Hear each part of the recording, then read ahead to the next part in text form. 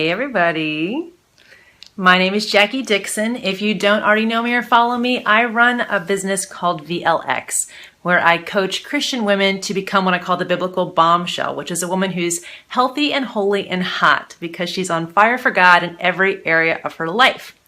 So I want to talk today about the third part of this series we're in called the model mentality. But first, I wanted to do a little celebration because this is the first video I have filmed in my new office, which looks a lot like my old office, but it's in our new apartment and there's 2 windows. So I'm going to give you a little quick tour. So I go. So I've got a couple prints hung. That's a Father's Day present. You guys saw that on Instagram maybe. So I'm excited to give that to my husband in a couple days. Got a couple bookshelves kind of arranged and set up. A little bit of mess on my desk there. But gorgeous light from that window. A vision board. This vision board was previously, obviously, in the other direction in my older office. And so I need to reorient everything. But you can see it. This is actually just a regular kind of nasty looking bulletin board. And I covered it with this super cool faux white croc fabric that I bought off of Amazon. So I need to flip that. Got my little tea set up here.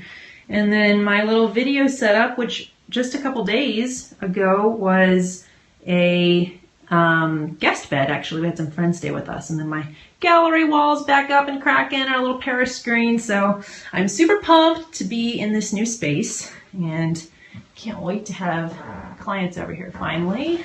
This on my tripod. There we go. Okay. Now I've got some notes because this is 7 tips and I know I wouldn't be able to remember all of them. So got my handy dandy iPad. Could have an iPod, but it's a smaller screen. So I'm using this.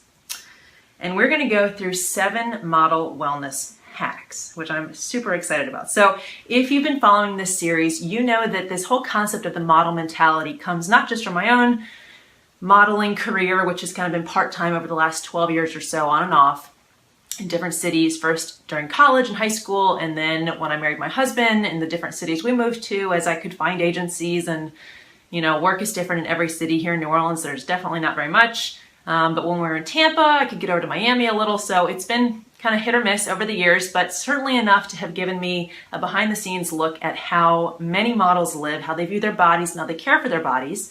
And of course, it made me have to figure out how to care for my body because I had to keep getting jobs if I wanted to keep getting paid. So I have a lot to say about this. And also, if you know my story personally, that I had that kind of weight gain era where I had gained quite a bit of fat. And it's not just weight. I wasn't bulking up in muscle. I gained pastry fat, is what I like to call it, from my trip to France and the years before and after. And I was so desperate to lose it. I was not at all in a healthy mental or emotional space, but I was just passionately focused. I've got to get this off. And so one of the things I did is I researched what models did to stay thin, to be fit. And you have probably heard all the stereotypes. There's everything out there from, well, they just eat, celery and chicken breasts, or they live on drugs and cigarettes, or caffeine, coffee, and sugar, or they're all vegan, or they're all eating paleo or whatever. You've probably heard it all. I certainly had. And the just wide range of things that are out there that people claim that models do to stay thin and healthy is just, confusing and exhausting. So I'm going to break it down for you today, the things that are actually useful. And the other aspect, of course, of this model mentality is that as Christians, and of course anyone honestly is doing this, whether they're aware of it or not, we are all modeling the results of what we claim we believe. So as a Christian, I see my body as something that God owns. As Christ sacrificed himself for me, he bought my body. That's what the word tells us. So this is now a tool that I'm using to serve God in a variety of different ways based on the appropriateness for the situation. So the way I use my body in my relationship with my husband is very, very different from the way I might use my body when I'm speaking on stage, or getting myself over to pregnancy and motherhood, or just busting my derriere in my business and making things happen. Whatever that looks like, it varies based on situation, but I'm always modeling the mindset that I think God wants us to have about our bodies. I'm modeling the body love and the body care that comes from having received that love from God and knowing that our bodies are good and worth caring for so we can serve him. So we're always modeling this mentality, and hence our series title, The Model Mentality. But let's get into today's content with these 7 model wellness hacks. So what we've already talked about in part 1 and 2 is really more of that mindset of the destructive power of hopelessness. That was part 1, where we covered why not having a vision for why it's worth caring for your body, not having a concept of what your life could become, can lead us to make negative and detrimental lifestyle decisions that don't allow us to flourish. But we do it because we don't feel like there's really any point. It doesn't seem like anything's going to get better. It doesn't seem like, there's really any hope for us becoming something more or having something to look forward to. And so life can just become this kind of daily drudgery of getting through. And so we look for these little temporary highs to get us excited, to get us through the next couple hours. And that might be a Frappuccino or a candy bar or one more series on Netflix, even though we really need to be in bed or whatever it might be. And these aren't helpful decisions for the long run, but we do it because we just kind of have this daily hopelessness, this daily just lack of zest. We don't have a vision for our future. So that was part 1. In part 2, I talked about how to step into this idea of being a model, whether or not you have any desire to professionally model. And let me tell you, every shape, every size, and every age is needed and wanted in the modeling industry. That's kind of a little secret about it, but you'd be shocked by how much the modeling industry wants and needs people who look like everything under the sun, because there's all those commercials, there's all these kind of real life people needs that they have. So whether or not you have any interest in ever getting into anything like that, or you just want to step into this idea that we are modeling out what the Christian faith teaches about our bodies by the way we care for them and the way we speak about them. So how to step into that identity of being a model rather than just kind of a slob or a failure or, there's no point, to really claim that identity for ourselves and choose to make wise decisions out of that.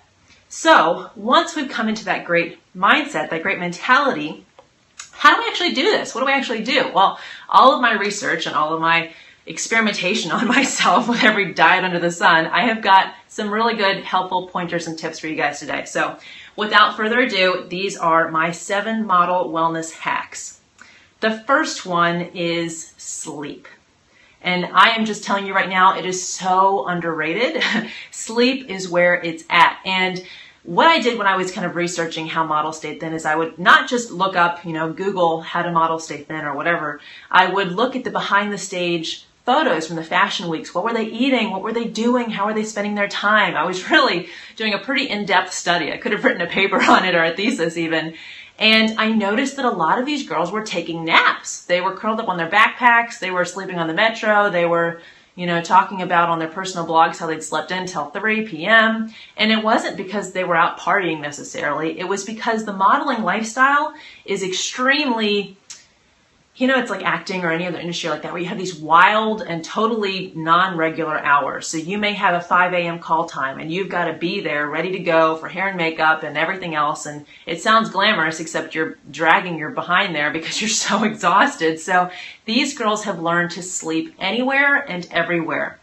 And they do it because you have to sleep to survive, obviously not just as a human being, but in order to maintain a healthy body that doesn't cling to weight desperately, that has decent skin, bright eyes, you've got to get your sleep. So these chicks are no apologies. They sleep, and they sleep in, they sleep, while they're doing their transportation back and forth between jobs. They sleep during the day if they need to take a nap. They go to bed early if they have to wake up early. They do what it takes to get that sleep.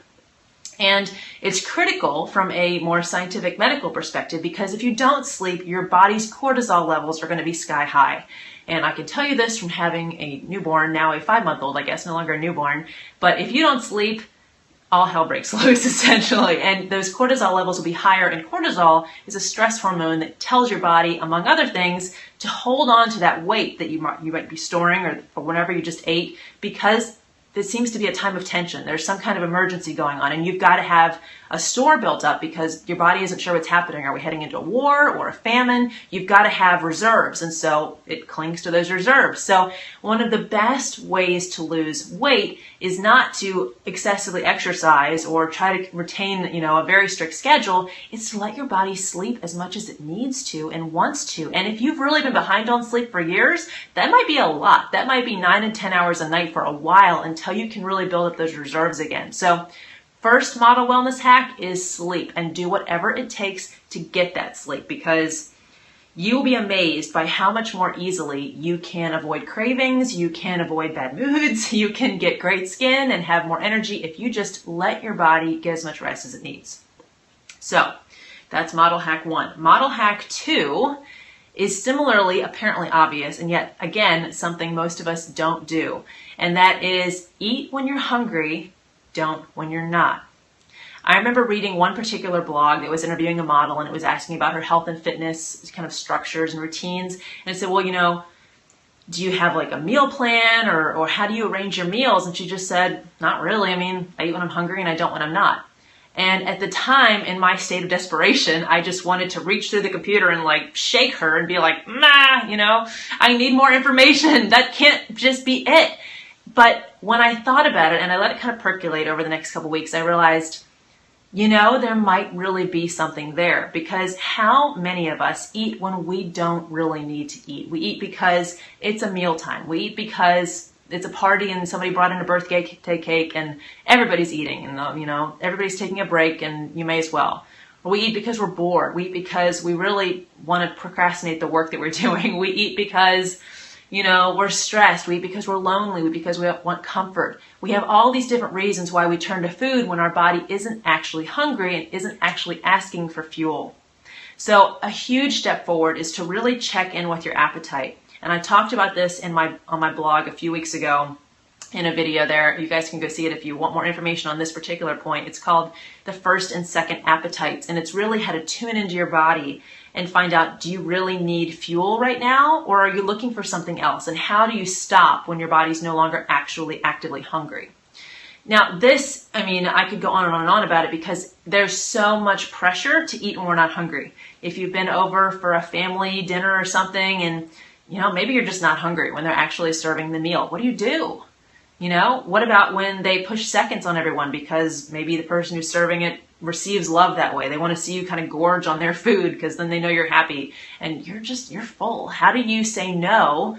How do you honor your body's needs and yet be in society and culture? It's a much bigger topic, and we go into it a lot in the Body Stewardship course, but just how can you tune into your body's true appetite? That is a huge tip, to really give yourself permission to eat when you're hungry and politely not when you're not.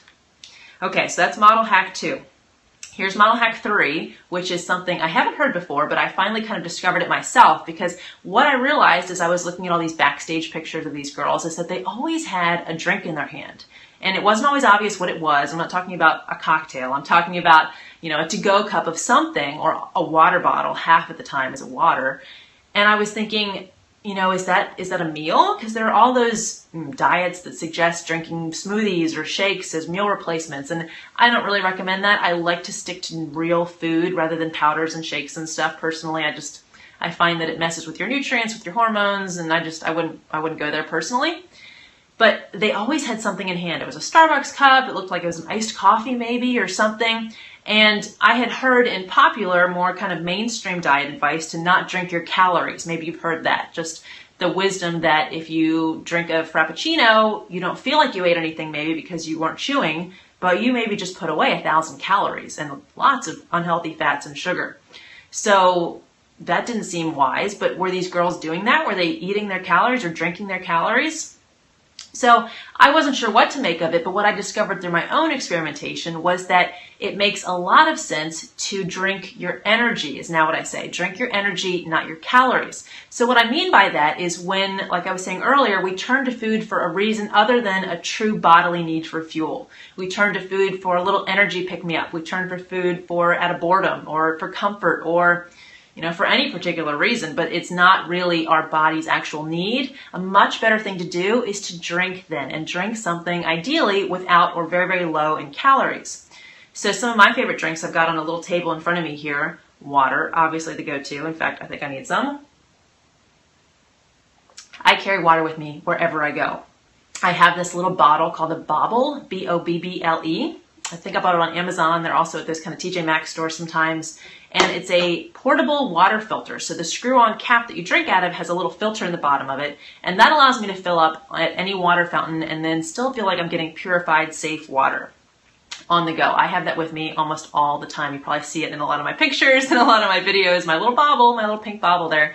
So I would always carry water with me. And as I started to do that, I realized that I could get a lot of my energy back just from staying well hydrated. I didn't actually need to snack on food.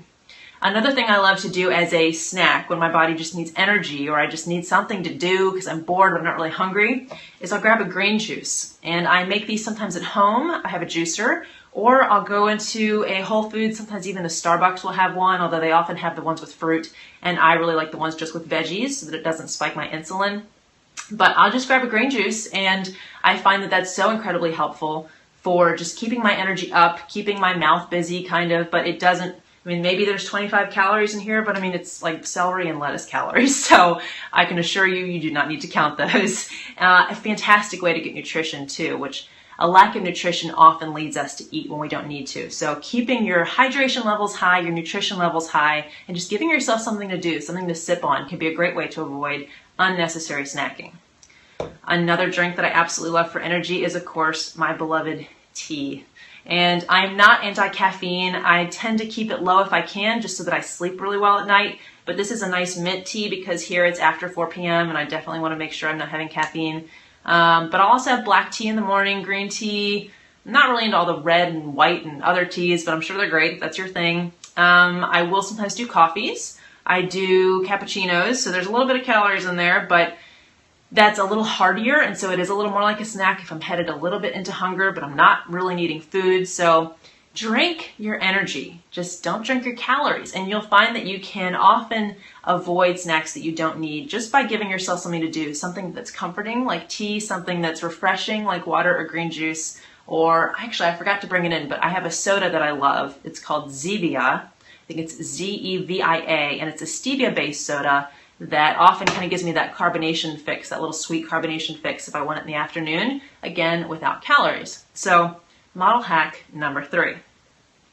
Model hack number 4 is to have this mindset of eating nothing, and I don't mean that literally, but eating in large quantities, very few things, and tasting everything. So if there is a situation where somebody's got a cake or a sweet or something, or it's a Sunday afternoon after church and you're getting a cappuccino or a latte and you just kind of want a little treat, to eat as little of it as you can, because what you're most likely wanting, unless you're really hungry, in which case, have a true meal, but just to get that taste, to have that satisfaction. And a lot of people say that there's a massive leap downward. There's this like cliff that you fall off after that first bite as far as how much you actually enjoy what you're eating. So when you really want a piece of chocolate, or you really want some kind of sweet treat, a little pastry or something, that first bite can be all you really need to kind of scratch that itch. And then after that, it's really just, you're not even getting the pleasure that you were that first bite. So to taste it,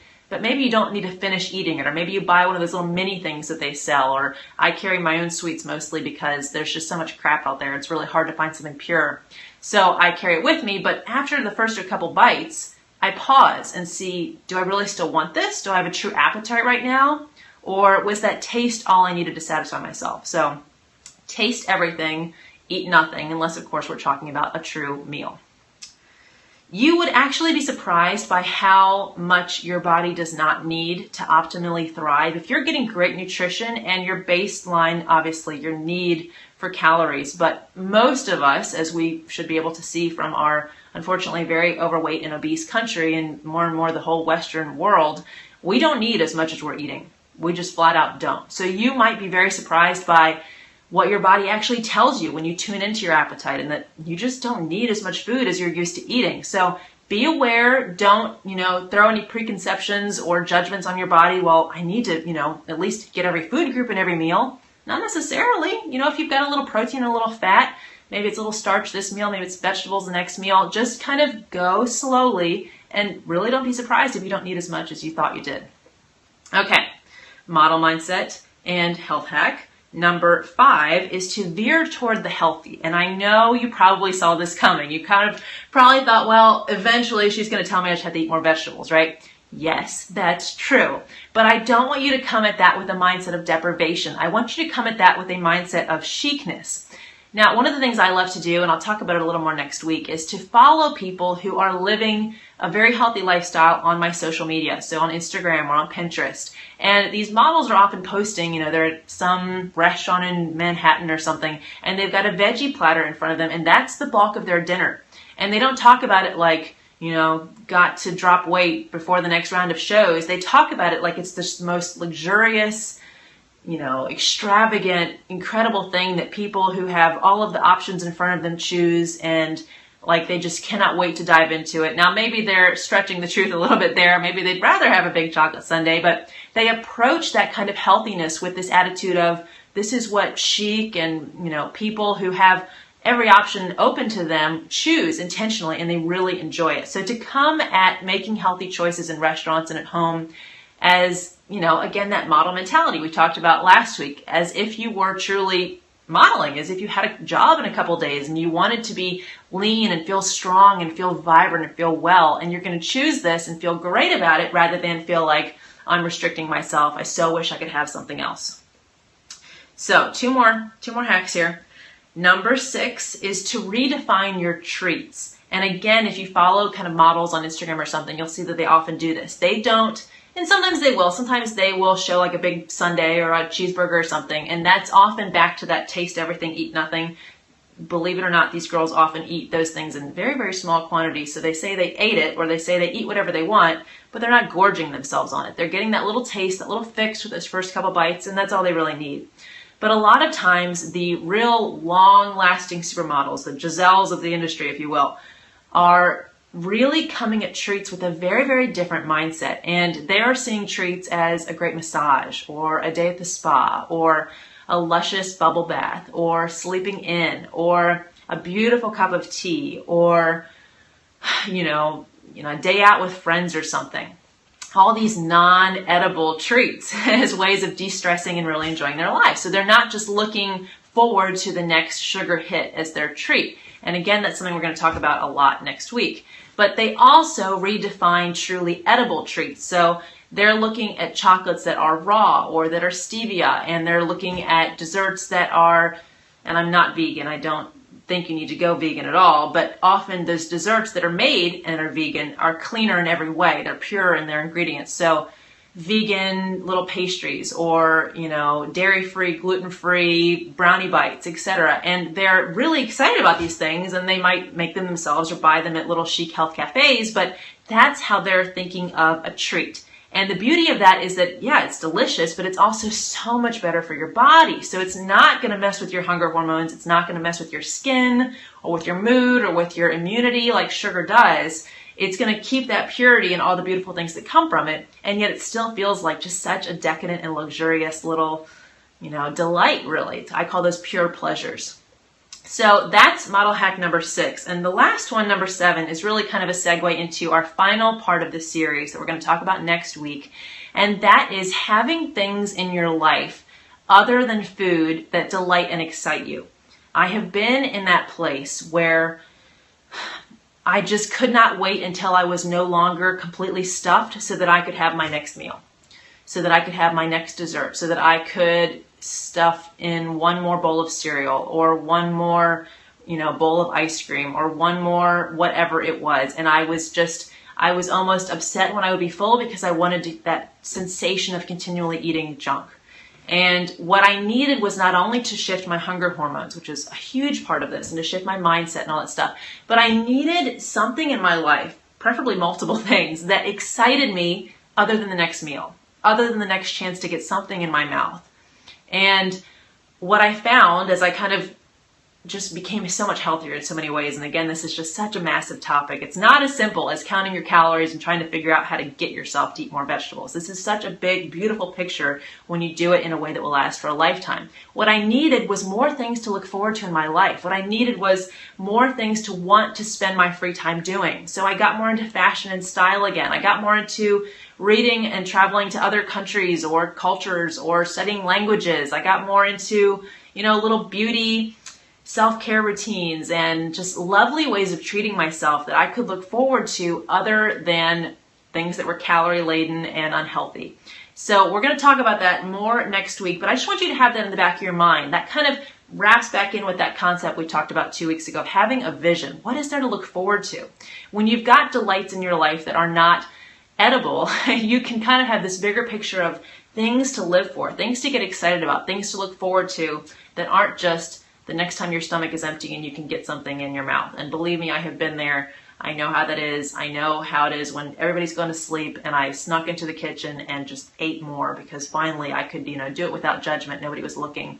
I have been there, girlfriend, so I know how it is. But there's so much hope for you. There's so much more, and there's so much you can fill your life with that's just gorgeous and godly and productive and just so much fun when you realize it's not all about trying to get that next fix. And there's so much mindset that goes into that. There's so much true nutrition and kind of hormone regulation that goes into that. So I am so pumped. We're going to keep talking about this over the next couple weeks. I know this is a big topic for a lot of you guys, but I'm so proud of you for hanging in there, for just even starting to kind of become aware of your current lifestyle and how you might be able to adjust it. This is not an overnight change. It definitely wasn't overnight for me. It took me years, but I was also figuring it out on my own and doing all my own research. So I hope that I can speed up the process for you a little bit, give you encouragement and information and inspiration. So if you love what you're hearing, please feel free to share this. Come follow me on pretty much every different social media platform. I'm there. I just got on Snapchat and I'm totally loving that. So lots of behind the scenes little things there. Come follow me there. But please share this with your friends and just be inspired, be encouraged. And even if you can't yet bring yourself to make a shift, to make a change, just give yourself a grace and a peace to know that you are starting to slowly look into this. And just that peacefulness, honestly, is going to lower your cortisol levels. But it's going to get you down this road, which will start to pick up speed. So don't beat yourself up. Don't become overwhelmed or discouraged. You are headed in the right direction and you can do this. I'm so proud of you. There's a lot ahead of you and it's only going to get better from here. So thank you so much for joining me here. I love talking to you girls. I can't wait to see some of you soon. I'm coming to Dallas to talk in 2 days. I'll be there on Tuesday night to speak. So if you're in the Dallas area, please come. I would so love to hug you and talk about this in person. And then I'm coming to Houston right after that. So I might try to hold a meetup for my Houston gals. So stay tuned and just follow me on the various social networks. I'll make sure I post anything I'm up to there. But have a fabulous rest of your Sunday. I guess the weekend's already almost over. So have a fabulous week. For those of you watching this when the blog comes out on Wednesday, and I will see you next time. Bye, gorgeous.